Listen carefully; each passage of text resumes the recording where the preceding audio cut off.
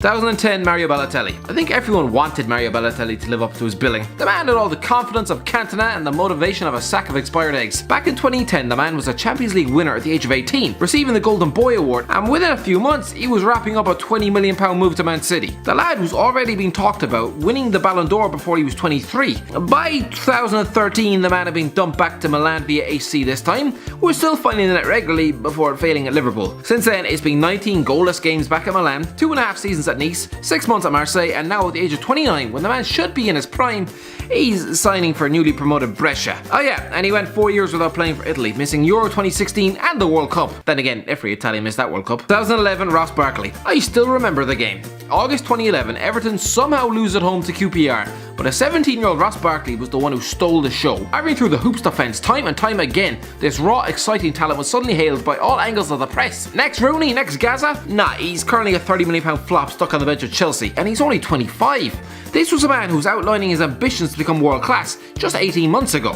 Yeah, Ross, I don't think that's going to happen now. 2012 Eric Lamela. All eyes are on the next Messi. The amount of players who are supposed to be the next Lionel Messi. Guess what? There's only one of them, lads. Eric Lamela was 20 years old in 2012, a rising star at Roma, scoring 15 goals that season. Yes, one of the most exciting talents in football. He was soon a club record signing for Tottenham, identified as the perfect replacement for Gareth Bale. He scored 14 league goals. 14 goals in 129 games. He scored more in his last season at Roma than he has in 6 years in London. Jesus Christ, Spurs should honestly get their money back under the Trade Descriptions Act, because they bought a goal-scoring winger, and they definitely didn't get it. I bet you know he's going to score at the weekend. 2013 Adnan Januzaj. Remember when Adnan Januzaj scored a couple of goals to Sunderland to rescue David Moyes from yet another potentially embarrassing defeat? And by the end of the week, had about 5 countries fighting over his goddamn passport. Even the FA were trying to convince him to choose England. The lad was suddenly getting linked with a £40 million move to PSG. I maintain, the only reason he stood out was because that United team looked so bad. All Januzaj had to do was sneeze in the direction of a goddamn goal and he'd have looked half decent. He didn't make it, barely played under Louis van Gaal before he spat out to goalless, non-existent loan spells at Borussia Dortmund and then Sunderland, reunited with Moyes as they finished bottom of the league. He might have had some talent, but the kid had all the strength of a wet paper bag.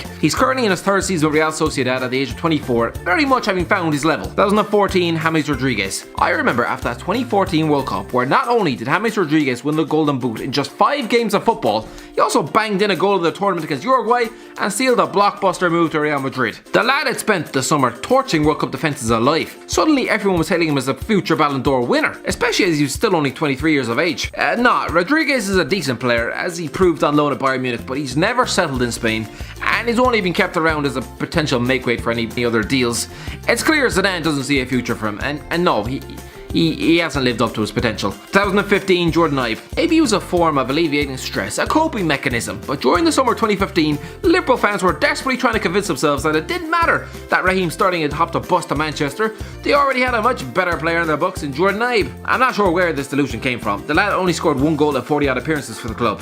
He's gone and scored 2 in 74 out of Bournemouth. Lads, Sterling has already scored more top flight goals this season than Ibe has in his entire 8-year career. I know Ibe is still only 23, but let's face it, he's not very good. 2016 Renato Sanchez. I think it's time we all accept that we were wrong about Renato Sanchez. 2016 was no doubt the best year of this kid's life. At just 18 years of age, he was winning Euro 2016, being awarded the Golden Boy Award, and earning himself a move to Bayern Munich. Since then, his form has fell off a cliff, making zero impact in Germany, spent 9 months stuck on the bench of a Swansea side who were getting relegated, and now in 2019 he's just been sold to Lille, where his career will no doubt now die in the shadows. 2017 Dominic Solanke. I'll never understand how at the age of 21 Dominic Solanke has already played for Chelsea and Liverpool and earned a £20 million move to Bournemouth. I say earned, I mean he didn't earn it at all. Whoever controls the Bournemouth transfers must have melted off their brain when they agreed to that. In 2017, yes, he was banging in goals for the England under-21 side, winning the Golden Ball as they won the World Cup. But lads, this was underage football. He was up against a bunch of kids. Why he was called into the senior squad for a friendly against Brazil, God only knows, because all he's ever shown in top flight football is his inability to trap a ball or even look as though he's capable of sniffing out a goddamn goal. 2018 Alexander Golovin. Again, another World Cup star that hasn't really done much since. Alexander Golovin lit up the group stages for Russia last summer and suddenly found himself linked with the likes of Liverpool and Chelsea. He went to Monaco instead for €30 million, and the 23-year-old playmaker has been a complete and utter disaster. Never trust footballers on the strength of a good tournament, lads. That sort of stupid short-term thinking nearly had Milan Barros signing for Real Madrid. 2019 Sean Longstaff. Yeah, this is harsh, isn't it? It feels harsh. Look, don't get me wrong, I rate Sean Longstaff and he can go on to have a very good career, but I can't be the only one who nearly choked on my own saliva when I saw him linked with a £50 million move to Man United this summer. This is a fella who played just 8 Premier League matches in his entire life. 50 million quid for a lad who a year ago wasn't deemed to be a better player than Mo Diame and was nearly spat out to Portsmouth on loan. He's a good player, lads, he's playing well, but let's not proclaim him as a world beater yet. It's that sort of talk that had Liverpool waste 35 million quid on Andy goddamn Carroll.